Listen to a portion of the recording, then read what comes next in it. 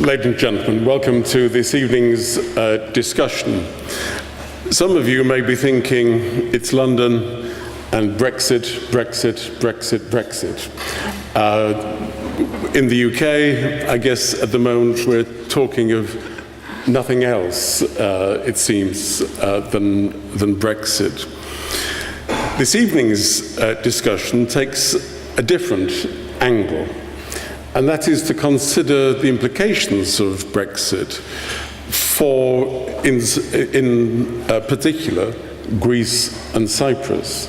That is to think of what Brexit means for our bilateral relationship with these two important allies, how Brexit may be viewed from Greece and Cyprus, but what scenarios for the outcome of Brexit may impact on the interests, the identities of these two countries, Greece and Cyprus.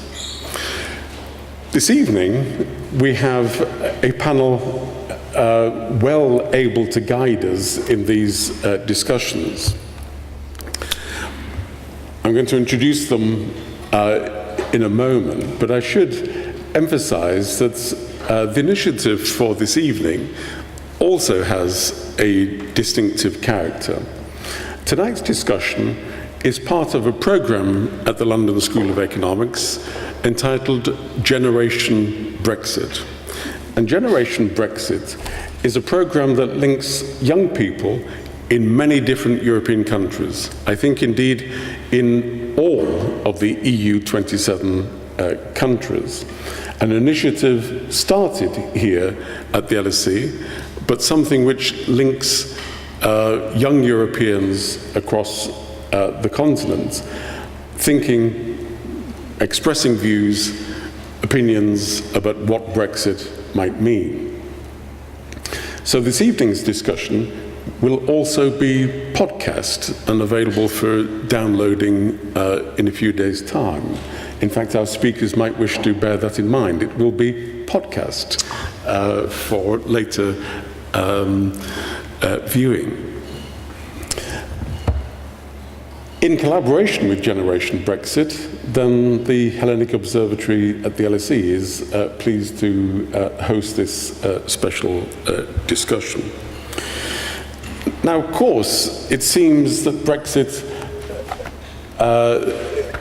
is not only a dominant part of our public debates, but it also seems on occasions that this week is the crucial week in the Brexit negotiations. And it is, in the sense that it's just as crucial as last week and next week as we progress towards the UK leaving the European Union. My point is the uncertainty of Brexit. Part of the value of our discussion this evening is indeed to consider the different scenarios for how the UK may leave the European Union and the longer-term relationship. Surely the UK will continue to have important relations with the European Union, but precisely what form, what interests are being upheld or negatively impacted remains so much part of the discussion. So Brexit is a dominant, perhaps the dominant part of our political discussion these days, but there's also a sense of tremendous uncertainty as we get ever closer to the important deadlines for making decisions about how the UK will leave the European Union. So, as I've indicated, we have a set of speakers well able to guide us in this important discussion. I'm delighted that the opening address will be given by His Excellency Dimitris Caramitsos-Tziras, who is the Ambassador of the Hellenic Republic to the UK since 2016. What a year to come to the UK. The Ambassador has much international experience and also specific experience in relation to the European Union. He was the head of the office for the Hellenic Presidency of the EU in 2014, He was Director General of the section in the Foreign Ministry dealing with EU affairs in Athens, and we look forward to him bringing that experience to bear to guide our discussion this evening. After the Ambassador has spoken, we'll then have contributions from our panel here. Vicky Price, sat in the center of the stage, is a good friend of the LSE and indeed, I may say, of the Hellenic Observatory. She is the Chief Economic Advisor and a board member at the Center for Economics and Business Research. She sits on the Council of the Institute for Fiscal Studies, which has been in the news recently in relation to Brexit and the alleged Brexit dividend. Vicky will be starting the discussion off about the economic implications of Brexit for Greece and Greece in particular. Our second speaker from the panel will be my colleague from the LSE, Dr. James Ker-Lindsay. James is a leading authority on the politics of Cyprus and a visiting fellow here at the school. He'll be addressing the question of the implications of Brexit for Cyprus, which are clearly distinct and multifarious. And last but certainly not least is Effie Kyrtata, who is one of the co-founders of the Reload Greece organization, a registered charity, which obviously is concerned to encourage entrepreneurship, and she will be speaking particularly about the impact of Brexit on the young Greek diaspora here in London in particular. There is a Twitter hashtag if you wish to make comments, and that is the hashtag LSE Greece. And as I say, you will be able to pass on this evening's discussion for the podcast, which will be available on the LSE Hellenic Observatory website in a few days' time. So, to get us underway, can you please join me in welcoming His Excellency Dimitris Caramitsos-Tziras. Good evening, and thank you very much for this invitation. And I'm very pleased that LSE and the Hellenic Observatory in particular approached the issue of Brexit from this slightly different angle than the normally expected angle of a university institution that is, until now, the focus has been mostly on the international relations, on the international law aspects of Brexit, rather than the everyday realities. And if you think that Brexit has taken over the public dialogue, which is true, imagine how this is for diplomats. Of course, one may argue that diplomats usually thrive on crises and on difficult questions, and this is their job to discuss these questions. But I must assure you that because Brexit is an unprecedented development, and because there was not enough preparation on any sides of this negotiation on the issue, it's truly overwhelming and also difficult. And in a sense, it may be dangerous because different scenarios that are being envisaged about the impact of Brexit are really an exercise, a theoretical exercise and not a reality. There are many ways one can approach, understand the impact of Brexit. Brexit as a development, as a decision, is a fundamental change of policy of a country. And it affects, of course, the government primarily, but also affects business. It affects people's relationships and relations. Of course, the discussion until now has centered into the most obvious fields of impact, so obviously the economy, but there are other fields that are less discussed publicly, but are equally important, such as security, social changes, mobility, education, and culture relationship.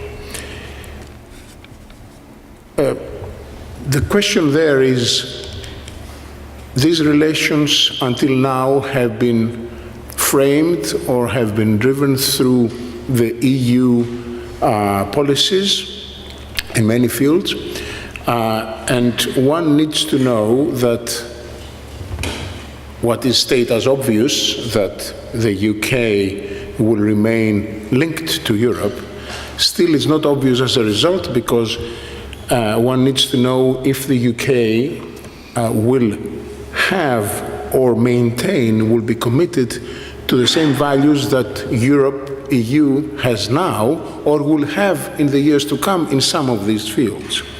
And I'll explain a bit more what I mean.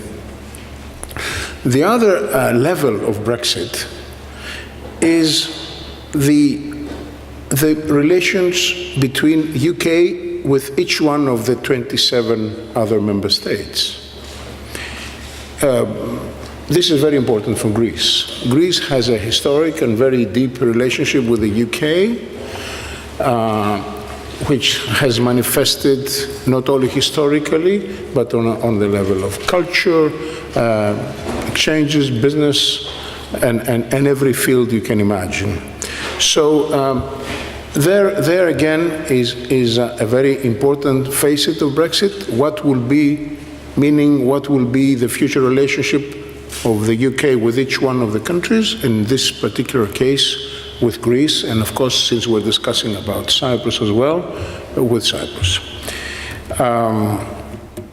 So it's not only a negotiation with the UK, with the bodies that represent the EU member states, the European Commission in this phase, but it's also an undergoing silent negotiation or prospective negotiation between the UK and each one of the 27 member states. Now let's explore quickly some of these sectors and what would, to my opinion, would be the impact of Brexit. Of course, we have here a panel of experts. I would have liked to be among them as an expert, but I'm not an expert. And so I will try just to give you a very general framework of what we think the impact would be. And of course, you will realize at the end of this discussion, if you haven't already, that all these, this approach is based on some assumptions. And as you know, we are at the LSE. A wrong assumption leads to the wrong conclusion.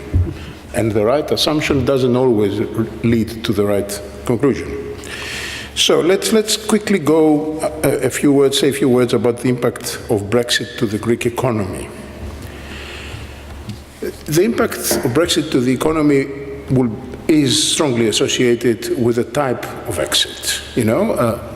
What we call a soft Brexit is expected to have a rather moderate effect on the economy, while a harder Brexit is likely to have a more sizable effect.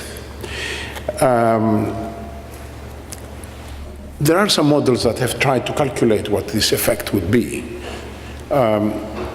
So there are some studies which the Greek government has done based on the data of economic relations between the two countries that says that a soft Brexit, meaning a close relationship after the exit, will have an impact of 0.44% to the Greek GDP, while a harder Brexit will have more than double of that, so close to 1% of the GDP as a cost for Greece. one field which is quite important in terms of revenue, let's say tourism, again, in a softer Brexit, will have about 2.29% effect on revenues from tourism, while a harder Brexit will climb up to more than double of that. I want to make a small parenthesis. At the beginning of this process, the Prime Minister, Mrs. May, said Brexit means Brexit, and at one of the initial statements, she said that there is no Brexit that would have an effect if we don't leave the EU outright. So that was a concept that you cannot maintain some relationships as they are, and still be out of the EU. This, of course, is the prevailing approach also from the EU's side. So you've heard about this question of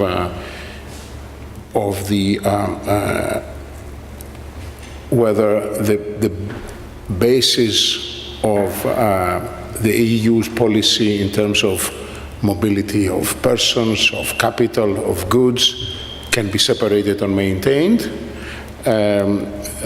This is what the common market and, of course, the development of the common market entails. So these cannot be separated. So you cannot choose some of these policies to apply to you while you're not a member. This has led to the discussion of whether the future relationship will have a softer or a harder, if you want, result. Now, although the numbers that I just mentioned about the economy seem small, there is a bigger danger, especially for countries who are more vulnerable and their economy is not strong or is recovering, which is the case of Greece, which will not only suffer the numerical loss of the percentage of the GDP, but will also suffer as a result of a severe tightening of the financial conditions and loss of investor confidence that will be a result of a harder Brexit. And of course, as I said, the weaker economies will be affected more than others. To be more specific, let's take the banks, which is a very important sector of the UK economy. The exposure of Greek banks is not significant in the UK, but a lot of the transactions and a lot of the activities go through the UK mechanisms. So this, in a strange way, of course, the Greek banks were somewhat shielded from the impact of the referendum result because of the bank controls in Greece, but still the impact would be significant if the environment that the banks operate today will change, meaning if the UK will not be in the future the vehicle through many transactions go. In terms of goods, again, the negative effects will exist, and it depends again on the type of Brexit we're discussing. But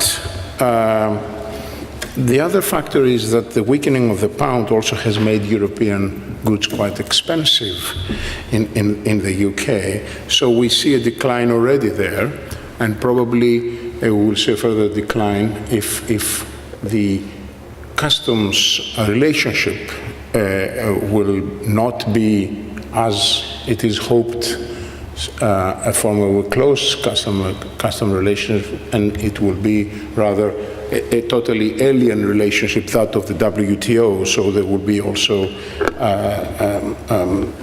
tariffs on import of goods. In terms of services now, which is quite important for Greece, Britons are maybe one of the top nationalities in visiting Greece as tourists. So the figures still are not being affected by Brexit, but if there are difficulties in the travel or in other economic relationship with tourist offices, with operators, then we will be in effect. I move now out of the economy and quickly go through the impact of Brexit on citizens. There are three things here. Whatever will be in the agreement will be reciprocal, meaning whatever procedures the UK imposes to European citizens here, each member state has the right, and probably will exercise this right, to impose the same. So, as you know, the UK has suggested that they will implement a settled status. This status still, already it is agreed in principle.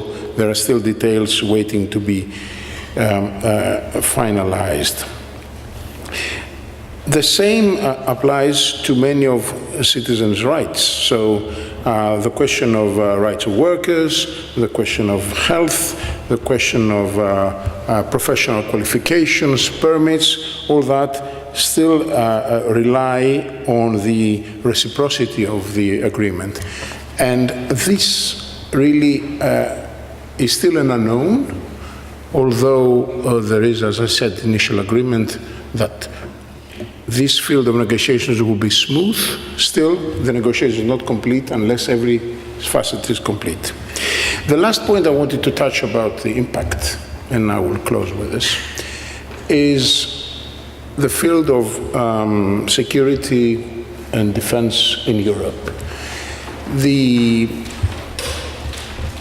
Until now, the UK, as a part of the EU, together, all the member states were striving every time to reach a consensus about taking a position, about taking a decision on an issue of policy in the field of security, in the field of defense, in the field of foreign policy in general. And in this process, all the differences were either ironed out or they were not, so there was no decision. The UK being a third country, even if it concludes a strong relationship with the UK with the EU as a third country, then the fear is that the two sides would gradually diverge, because the UK will not need to soften its stance on an issue to follow the EU if they don't agree, while now they do, while they expect also that the others will do the same, and vice versa.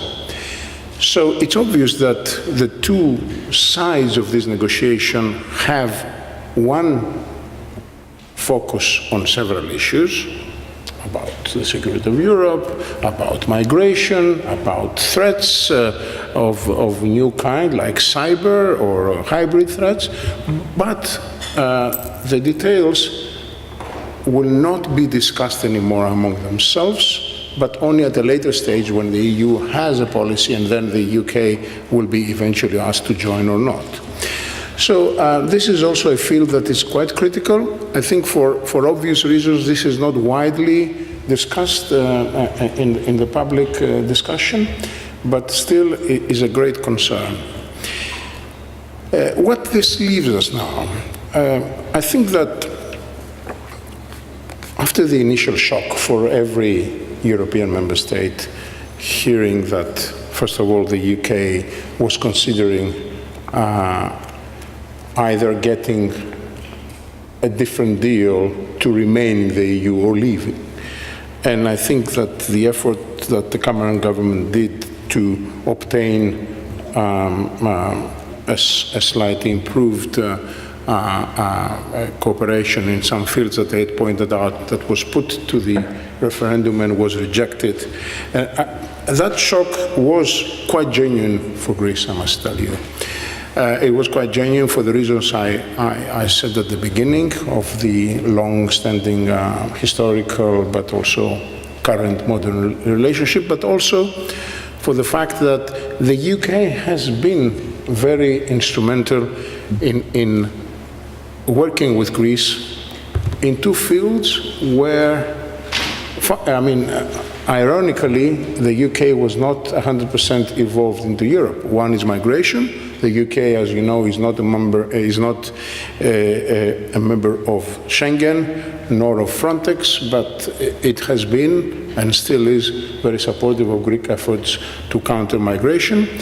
And the other field, of course, is the economy. And although the UK, again, is not a member of the Eurozone, I think the influence of the UK into forming a European banking sector policy, this is not a correct term, but it's a descriptive term, has been very, very interesting and very helping a lot, especially economies who are not well performing like the Greek economy. So for this reason, I said that was not good news. They're still not good news today, almost 2 years after the referendum, but the negotiation is ongoing, and I think that the obvious is that common sense dictates a close relationship, but in international politics it doesn't always work that way. So I think this is quite a lot for an opening statement. It was more than that. And I thank you very much for the opportunity to be here with you. Thank you. Thank you. Thank you, Ambassador, for putting the key issues before us. Let's now pursue some particular dimensions of what the Ambassador's been covering and ask Vicky Pryce to start off on the economics. Thank you very much. We've agreed that we're going to be doing this sitting down, which means that some of the people over there won't be able to see us. Apologies for this. Well, I'm Vicky Pryce. I'm Greek, 100% Greek, despite my name. And we were asked, actually, when we're discussing this in the Green Room, to also add the odd personal touch to this. Well, I came here at the age of 17 and I studied at the LSE. I have 5 children and they feel just as much Greek as they feel British or whatever, English maybe, Londoners. And of course they were all devastated by the Brexit vote. They can't quite understand it. And I have had long discussions, oh gosh, this is a podcast, about my kids all becoming Greek citizens as well with the ambassador. So we'll see what happens with that. So the young generation has certainly been seriously affected by this. They can't understand it and they're worried about their future. And my house actually right now is full of brain drain Greeks who have been coming over to England for many, many decades, not the ones that are in my house now, but the Greeks have been. And that is a bit of a shock to them in terms of what happens next, huge uncertainty. Do they need to be here on March the 29th? Now, of course, that has been eased a little bit. So there was huge anxiety from everyone that I was meeting about this. But I think there are a few positives. I really want to talk about positives, if that's at all possible. Not positives in terms of the UK's position at all, because actually all the forecasts suggest, just as the ambassador was indicating, that growth is going to be lower in the UK. Maybe there will be fewer people travelling and coming to Greece. There are about 5 million Brits who go every year to Greece and Cyprus. That's quite a substantial number. What will happen to that type of income, which the Greeks in particular are relying on considerably, and of course we hear about Cyprus in a minute. But one of the positive things is that I'm here talking, and I have done quite a lot of things with the LSE on Greece, but I'm now talking not about Grexit, the possibility of Grexit and how appalling Greek conditions are and how badly Greece is doing.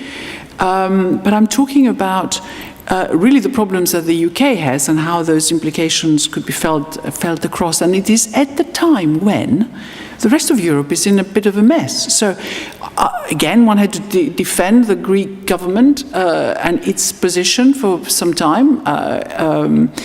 the changes that happened were quite dramatic, with Syriza coming in. Admittedly, they have, this is quite a left-wing government, which has put in place very right-wing policies, which is quite an interesting sort of political thing to observe and write PhDs on, in terms of how it's worked, appalling in relation to the humanitarian issues in Greece. But nevertheless, they have gone ahead and done various reforms. And look at what's going on elsewhere in Europe. I mean, Germany didn't have a government for quite some time, had struggled to have a coalition, and now Merkel is in trouble because of the immigration policy. Italy, complete temporary meltdown in the markets when they thought that perhaps they were going to get a serious Euro or anti-Euro, Eurosceptic government there. The Brexit itself has led to quite a lot of populist movements in Europe, actually doing rather well.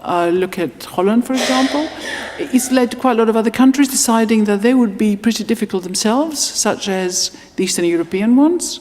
Migration has been at the core of this. Look at what's going on in Hungary and Poland and elsewhere, where they just not want, including actually Italy now, not really wanting to accept what the Commission had told them to do in terms of quotas, and so on. And we've got the same problem, of course, right now in Germany, where the partner body of, rather the Bavarian arm of the CDU, which is a slightly different party, is threatening now to have at the border controls that suggest that if you've signed yourself in a different country, or that's where you got to when you were migrating from wherever outside Europe, then the people should be returned back to you. Of course, that will affect Greece quite significantly. It will affect, of course, Italy as well. And you've seen the problems now with the more recent migrants coming in. So adding to this, of course, Spain, huge corruption scandal, and the Prime Minister had to go. And we're waiting to see what's going to happen there. Corruption problems in Germany. So it's rather good. So the focus has shifted to Greece, actually, rather than being a bit of a disaster area, being actually quite stable. We're a bit worried about what's going to happen, of course, when the third bailout period comes to an end and we exit somehow. The things that are happening in Europe right now may suggest it may not be just such a clean exit, and we may still need to have some sort of support in terms of maybe a credit line that's still out there with some conditions, of course, still attached. So Greece actually is playing quite an interesting role in all this, in the sense that it is, despite everything that people have suffered, still in favor of staying in Europe, still in favor of being in the euro, and hasn't really had a government or a change or a real sort of shock for quite some time from that point of view. And what therefore Brexit might mean, particularly since it has encouraged a rethink, added to all these populist movements that we have seen, because actually, even though in France Marine Le Pen didn't win, there are very, very strong populist movements all across. They have done, actually, as I said before, quite well. It has encouraged Europe to think again in terms of how it's structured. There's a white paper by Juncker, the head of the European Commission. There are attempts by Macron in France and Merkel, even though they don't necessarily agree on many things, to look at how they can run things in the future. And of course, we have to watch it as Greeks, or the Greeks have to watch it, because I am myself Greek, of course, as well as British, but they have to watch it because, of course, the UK not being there is a bit of an issue, because the UK had a bit of a sort of sensible view of how things should be moving, but of course the Europeans now think that they can do what they like because they won't have the UK there any longer, stopping them from further integration. Now that further integration may actually be quite good for Greece. What people are talking about, it may not happen in a hurry, but people are talking about the possibility of having proper Eurobonds so that actually the risks are shared more equally across Europe. And there could indeed be, and we're already seen, a slight softening of the position of the Europeans, who of course now want Greece to be and stay in there. You can't lose a country like the UK and then allow many others to go. You've seen what happened when suddenly they're worried about Italy exiting. So there could well be more positive towards the Greeks, and in terms of the debt situation in particular. It may not happen immediately because there are regional elections in Germany, and that's why we're having these types of shenanigans right now, where you have, a party that wants to be doing well in Bavaria, actually, now flexing its muscles about migration. That all may disappear afterwards, but in reality, and she won't be able to get anything through in terms of serious extra support for the Greeks and anyone else. But the mood is changing, and you've seen that actually, as far as Greece is concerned, and the Mediterranean countries, in the latest EU budget. The EU budget, of course, it hasn't been approved yet, and there may be a lot of fights. Has actually decided it's going to cut the amount of the budget that goes to, or the percentage that goes to the former Eastern European countries, and there will be more available for the likes of Spain, Italy, and Greece, which, if indeed it materializes, will be quite good news. Of course, part of that is the extra cost of dealing with all the migrants. But overall, what this suggests is that there is a possibility of, perhaps a greater possibility because of Brexit, strangely, of Greece being able to influence what happens in Europe a bit more, and maybe, as I was hinting, a greater willingness to look at Greece in a slightly different way and ensure that they stay in firmly and they are reasonably happy. Now, maybe I'm being far too optimistic. I think the process will take some time. Anything could happen in the meantime to affect things. Europe may struggle because of all the trade problems that we all are facing at present. We've already seen a slowdown in EU growth in the beginning of, so far anyway, in 2018, which will of course affect Greece too. There may be less generosity as a result, but I decided to come here for once feeling quite optimistic, or at least looking at Brexit from a different angle, because frankly, when any audience asks me, looking at the UK, can you think of anything positive in relation to Brexit? The answer is no. However, I think if we play it right, there could be things we can extract and somehow or other still worry, of course, in terms of our own relationship with the UK, which is going to be more problematic in the future. I don't disagree at all with anything that the ambassador has said. In fact, I feel quite strongly that it is a huge shame. The question is, though, for the Greeks, how we can capitalize from it. Thank you very much. Thank you, Vicky. It is indeed good to hear Vicky finding the optimistic aspects of Brexit. Sadly, therefore, another country, not for my own. James, let's move to Cyprus. Thank you very much, Kevin. And I'd also like to say a huge thank you to Generation Brexit and Michael here in the front for all the work that he's done on this. I mean, for those of you who don't know, really go and find out more about it. It's a fantastic initiative. I was involved in another event that they've done, and I think it really is opening up a debate on what's going to happen in Europe as a result of this. We did have this conversation before coming in here about this sort of personal aspect, and so I'm sat here on a panel about Greece and Cyprus, and quite clearly British, and in the run-up to this there were a few questions, I hope I'm not giving too much away, about why am I speaking and why isn't there a Cypriot up here? But there's a tendency to think of this relationship, especially here in Britain, from the Cypriots in the UK. What tends to be forgotten and I'll talk a little bit more about this in a minute, is that there is a very large British community in Cyprus as well, and I consider myself very proudly a part of that. My family has been in Cyprus for 30 years now. I still have a brother and a sister living on the island.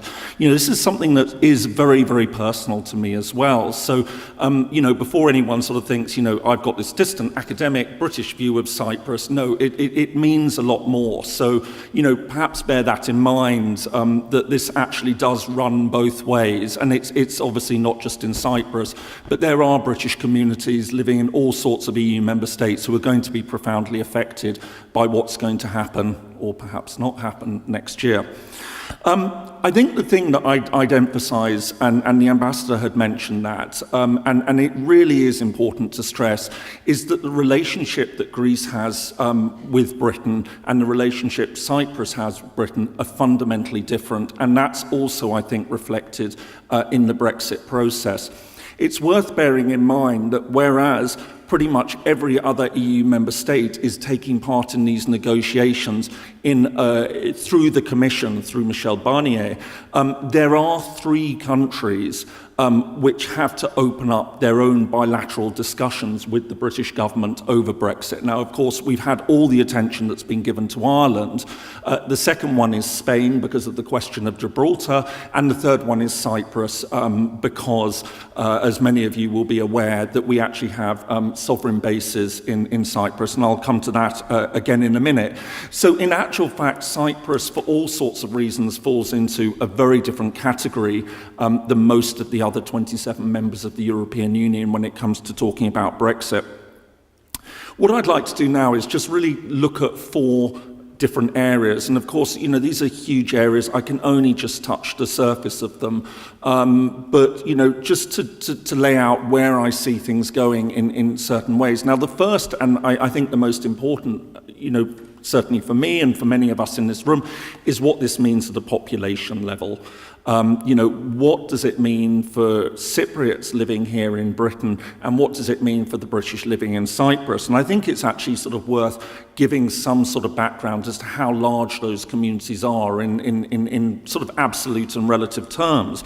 Now, according to the 2011 census, there were 82,295 people living in Britain who were born in Cyprus. But of course, we know that the Cypriot community is significantly larger than that. I mean, nobody's got a precise handle on it, but it's estimated to be up to about 300,000. Now, in actual fact, as a proportion of the population, there's actually a bigger British community living in Cyprus. The 2011 Cyprus census actually showed that there were 31,495 people who were born in the UK, and that's actually more than any other country in Cyprus. In case you're interested, Romania comes second, Bulgaria third, and then Greece, which there were 18,788 who were born in Greece. Now, of course, you would say many of those are probably of Cypriot descent. Well, I looked into those figures, and Cyprus is quite good at breaking down statistics. And it showed that about 9,000 of that 31,000 had a father born in Cyprus, and 7,800 had a mother born in Cyprus. Now, of course, in many cases, one would expect that probably both parents had been born in Cyprus. But even if you keep them completely separate, that still leaves about 14,500 people who don't have an immediate, obvious link to Cyprus, who are British citizens living there. So I did a rough back-of-the-envelope calculation. That's probably about 1 in 60 people living in Cyprus, whereas Cypriots in the UK account for about 1 in 200. So you can see, proportionally speaking, it's actually quite a large population. What I would say immediately, and I know from very personal experience, is that we're not nearly as well organised in Cyprus as a lobby group as Cypriots, certainly Greek Cypriots and Turkish Cypriots operating as separate communities are in London. But I think that this is actually going to be very important, because there are very, very serious questions here about where we're going to see reciprocal rights following Brexit, and what that's going to mean for those two communities. And I have to say off the bat that I'm a little less worried. It's not saying I'm not worried, but I'm a little less worried about Cypriots living in the UK.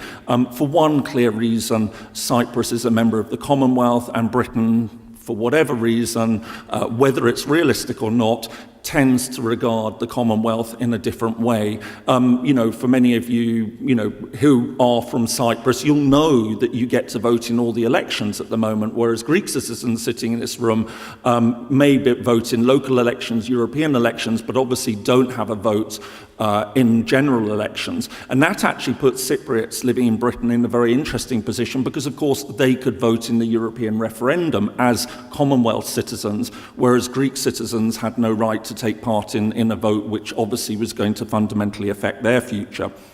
Where my concern lies is that there's no such sentimentality in Cyprus towards Brits. We're not given those rights to vote in elections. So come next year, we will not be able to take part, as far as I'm aware, unless there's going to be a change in the law in any elections that take place in Cyprus. Obviously, we won't be able to take part in European elections, but we don't have votes to, in general elections in Cyprus, and I don't think we'll have votes in municipal elections as well.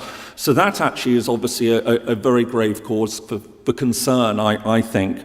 But in many ways, when you talk about young people, then you have a rather different picture emerge. And that's where I think that for young Cypriots, there has to be a worry about Brexit, because what it's going to mean for open job markets, freedom of movement. A lot of Cypriots come to the UK at the moment to study, and what I've found over the years is that provides vital training opportunities. When you complete, many Cypriots have specialised in medicine, in law, in accountancy. They've been able to stay on and do vital training following that. And obviously there are going to be questions now about where they stand in doing that. And I think that in turn will have some sort of effect. So that's the first issue. The second is, and obviously aware of time, is to talk a little bit about the economic situations. Obviously Britain and Cyprus, Britain is a hugely important trading partner for Cyprus. Figures seem to vary on this, but for example, the Department for International Trade says Britain is Cyprus's most important trading partner. I saw the latest figures I saw from the Republic of Cyprus from 2011. We were third. To give you some idea, and it's probably not going to be a surprise, the main imports into Britain from Cyprus tend to be agricultural. Halloumi has been very, very popular and actually, is worth many millions of pounds. And for Cyprus, that is, a big deal. For the UK, it's actually things like petroleum products, car parts, clothing. But of course, tourism is absolutely crucial. And where we're going to stand on things like visas are going to be a very, very important question. But I think that looking ahead, where I see things going, obviously, again, this is all contingent on what's decided, is that I think, interesting enough, in the short term, Brexit could be very good for Cyprus, but in the long term, I think there are some very serious worries that the Cypriot government is going to be thinking about. And I'll come with the long term first and then turn to the short term. Now, one of the things that sets Cyprus apart is that it's got a very low corporate tax rate. I believe it's still the lowest in Europe. And when Cyprus joined the European Union, there was a real sense that Cyprus was going to simply be a second Greek vote. I remember at the time, it was real. But in actual fact, quite a lot of clear water opened up between the Cypriot government and the Greek government. And Cyprus found itself much more closely aligned on a number of key areas with Britain than it did with Greece. And things like tax harmonisation were one of those areas where Cyprus found itself in close cooperation. Funny enough, with Cyprus and with Ireland and Malta, Malta being the other Commonwealth member in the European Union. Ireland, as you're perhaps aware, is not Commonwealth, but obviously has a special relationship.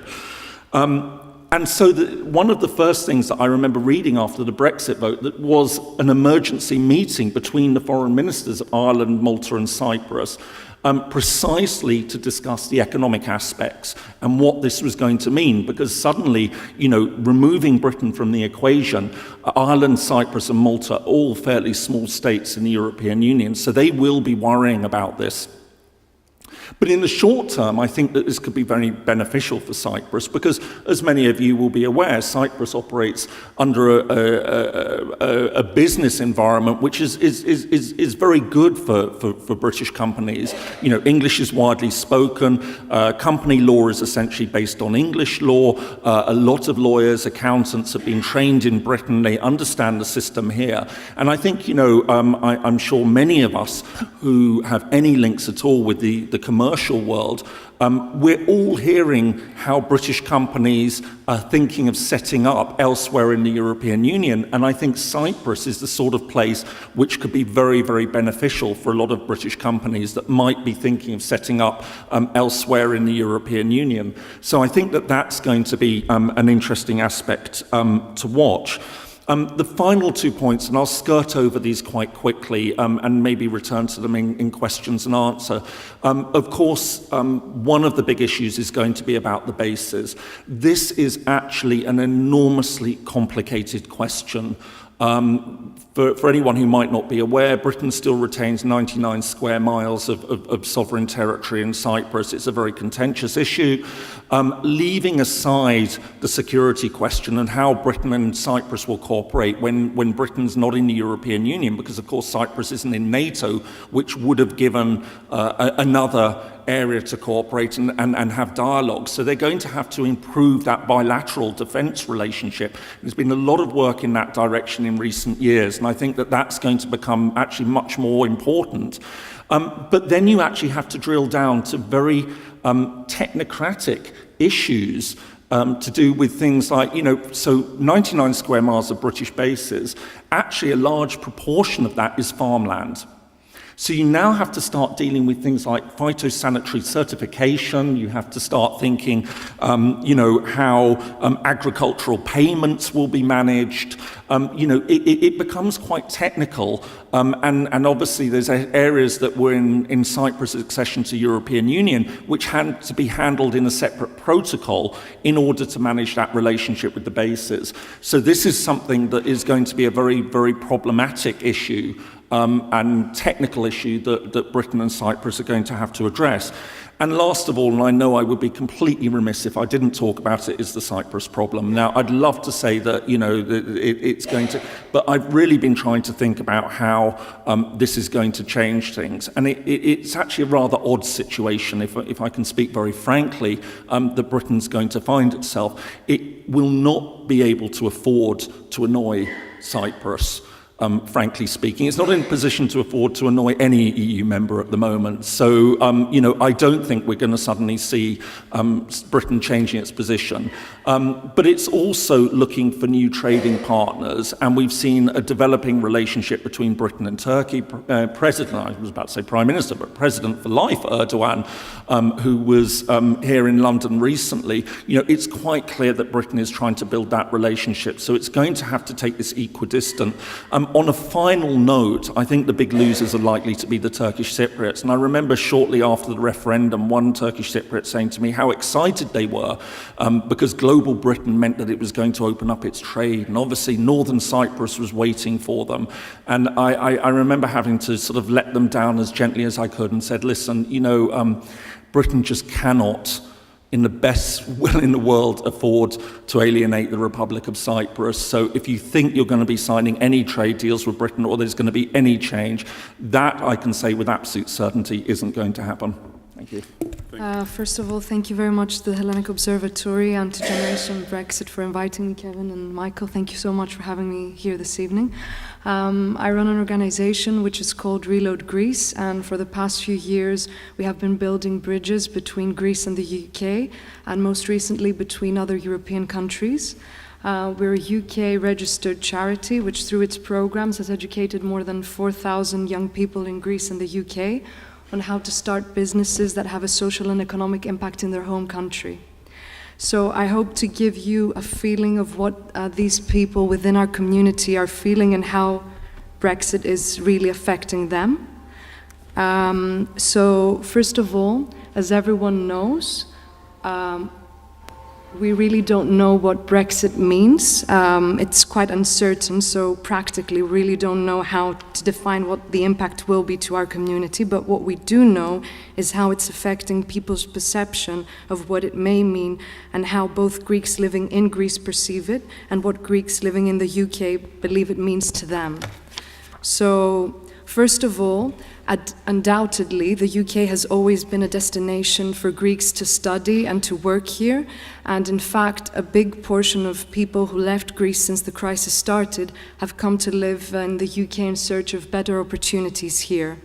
And many young people left during the heated discussions on Brexit, only to suddenly find themselves in a Brexit situation, which is now triggered in the UK, which feels really unwelcoming and troubling, especially for this generation. It really feels like we're leaving from one uncertain environment and joining another, and sometimes the feeling is that you don't know which place you can really call home. So I just wanted to echo, I think, the feeling of this generation. So what does Brexit practically mean for someone who's based in Greece and how they're observing it?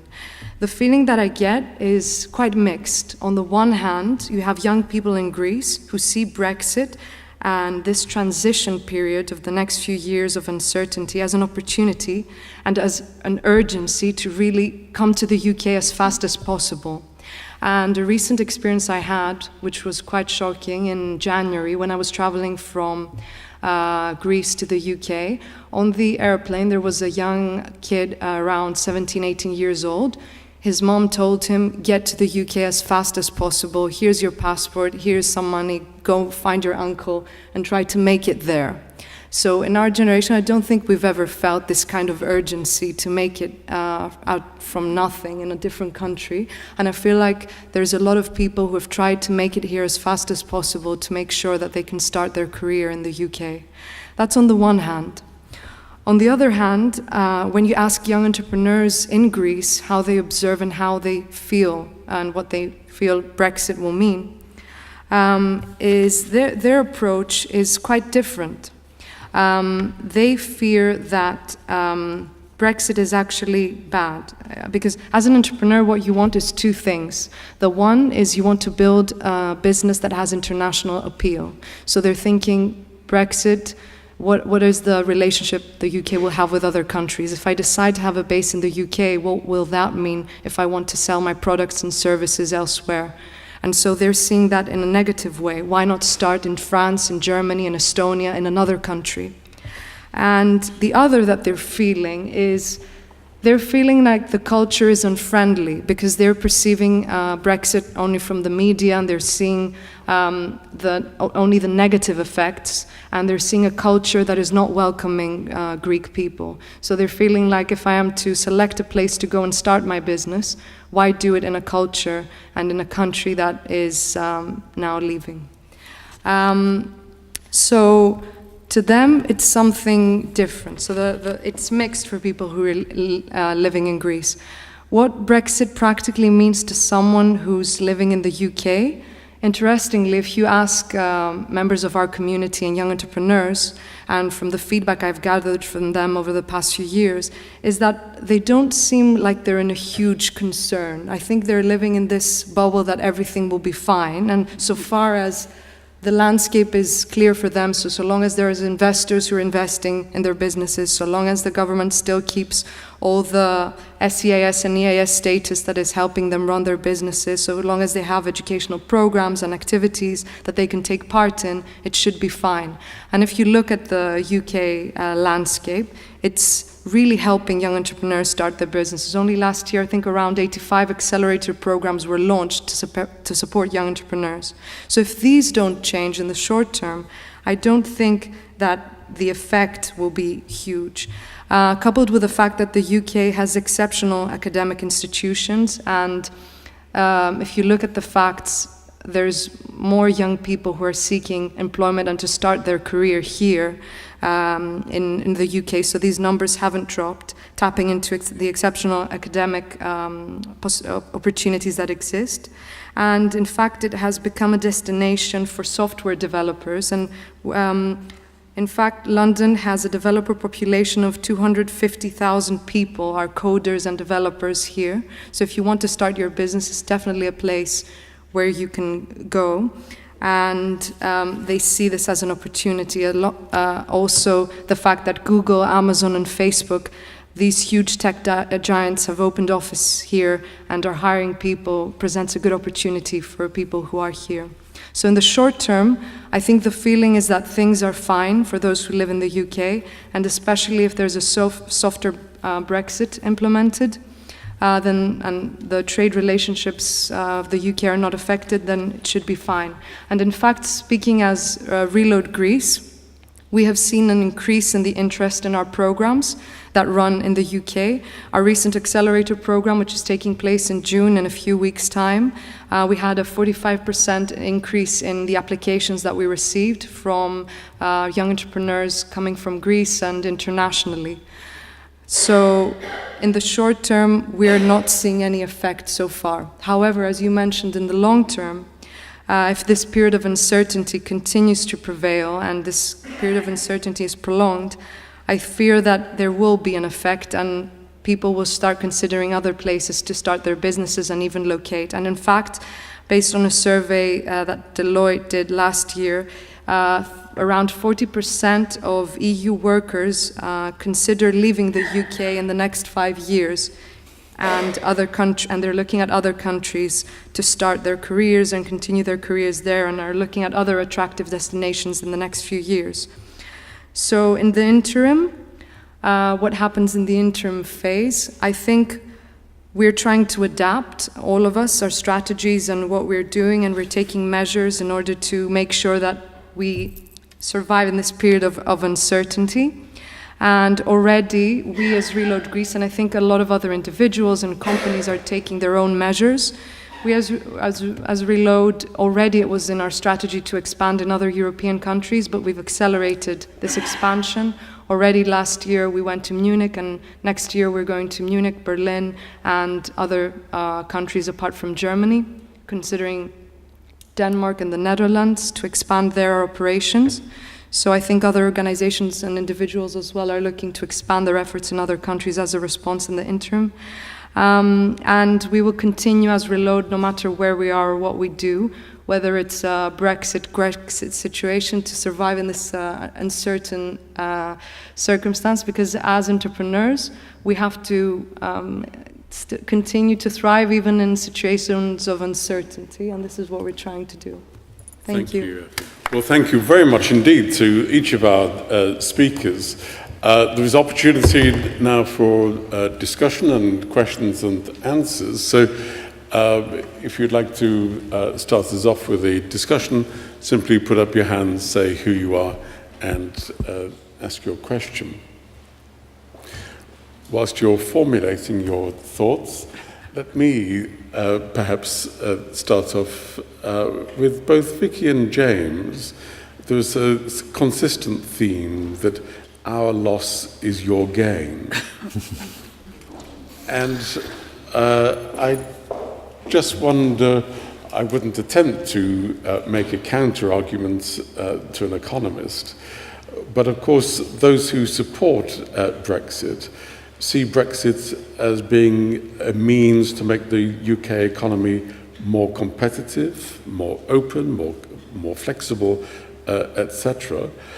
That would seem to imply an economic gain for us. And in relation to Cyprus, James was already hinting that the UK government, in hosting President Erdogan, despite criticisms about what he's doing at home,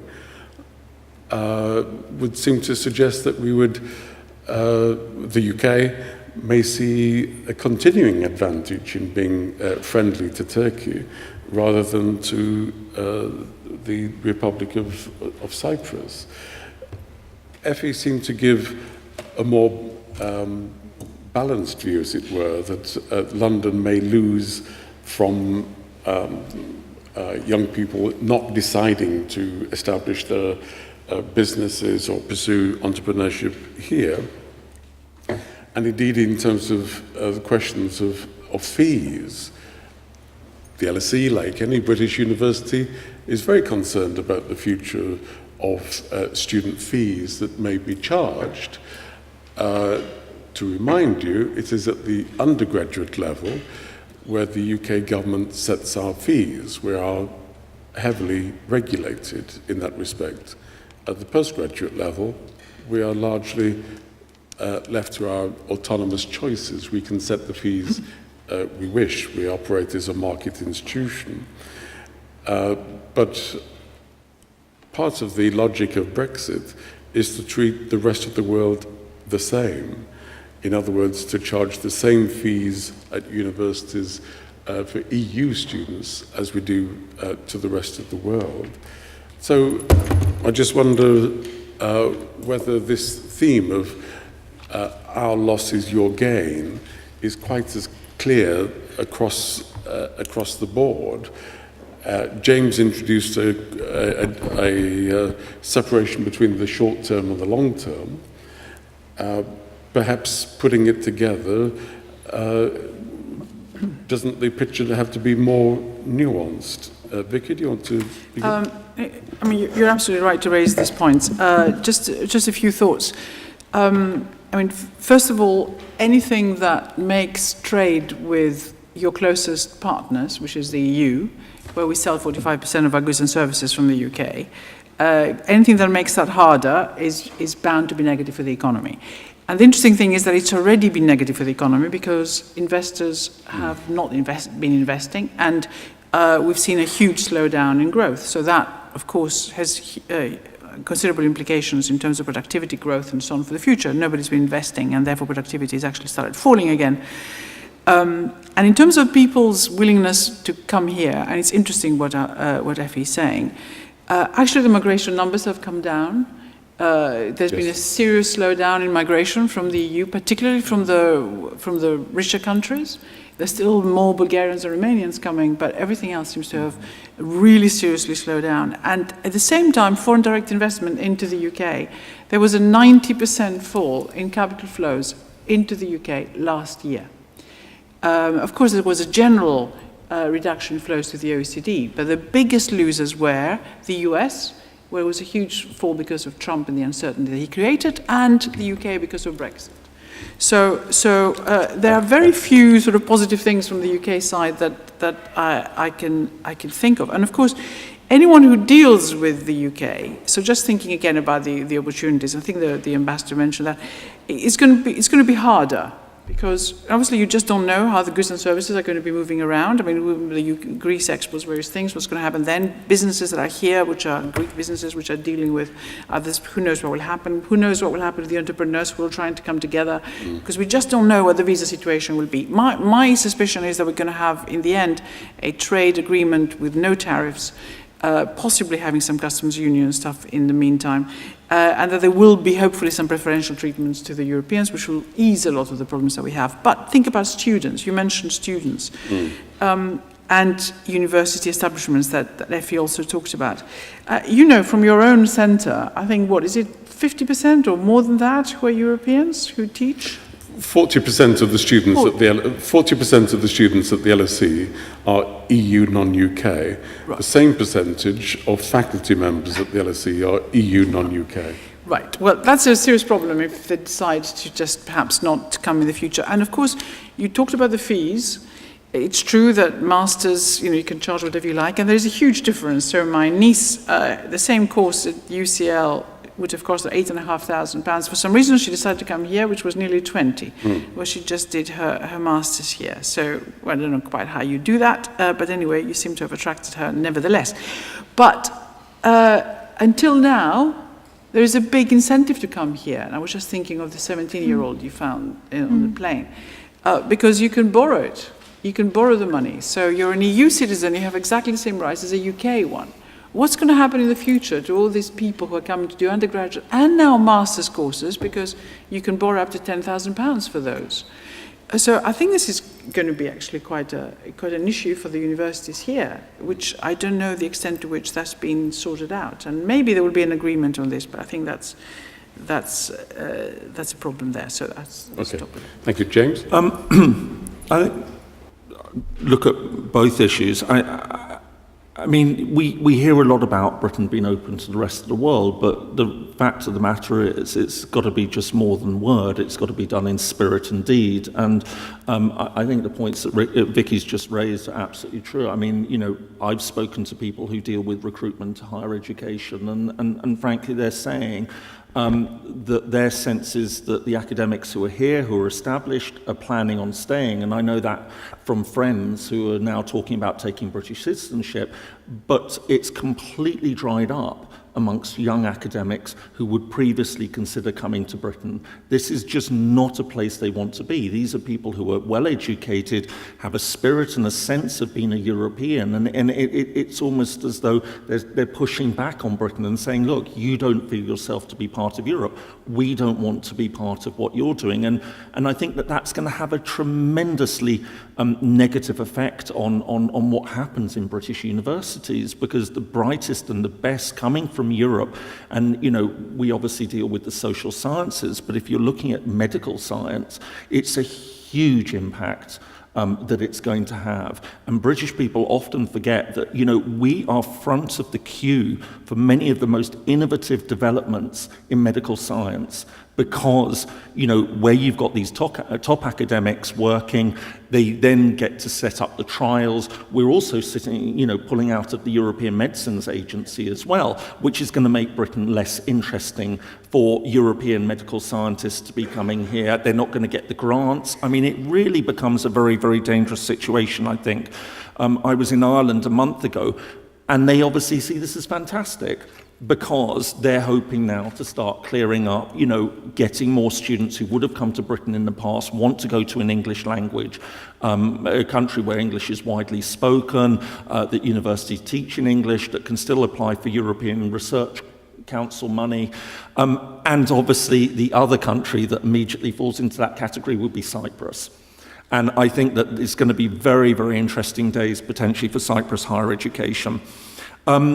The second point was about foreign policy, and I'll just keep, I mean, effectively, we're not in a position that we can alienate any country now, unless absolutely necessary. And I think, you know, Turkey may be a very big market, but as I pointed out, Cyprus is an EU member, and we don't want to have any EU member getting up at the moment and saying, you know, we object to some aspect because they're unhappy with what Britain's doing. So I think, you know, we have to tread a very, you know, fine line on this issue. And as I say, the base is, it's a very complex issue. It's going to require a lot of negotiation, I think, on that element as well.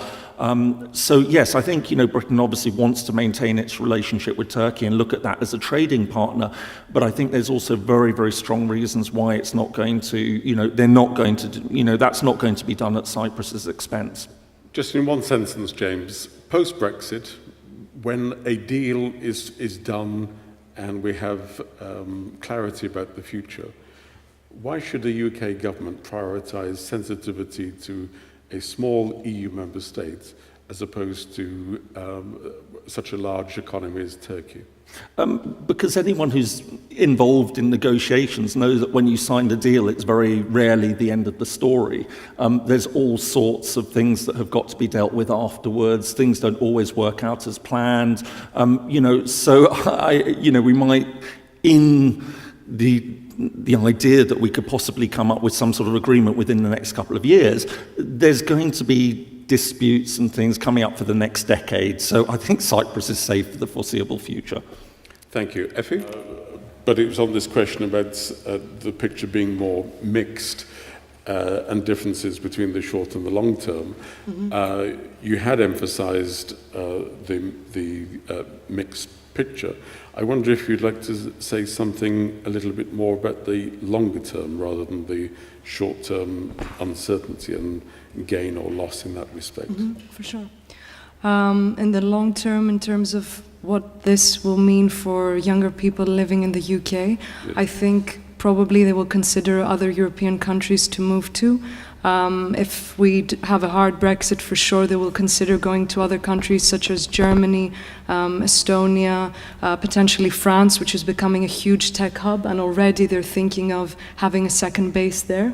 So I think they're mobile, they're entrepreneurs, so for sure they can consider going to other countries, especially if EU funding is not available to support them and boost them, and especially if there's any changes in the tax and in the legal schemes that are currently very supportive for entrepreneurs. And if investors are deterred and stop investing in them, of course they will go where the money is, right? So I see them moving. If it is a softer Brexit, then for sure they will stay and thrive where they are, because already the landscape and the entrepreneurial scene is very supportive at the moment. So if it doesn't change, I don't see any big changes happening, to be honest.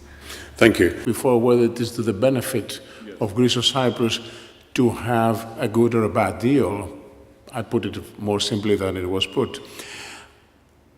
Legally, there is no soft or hard Brexit.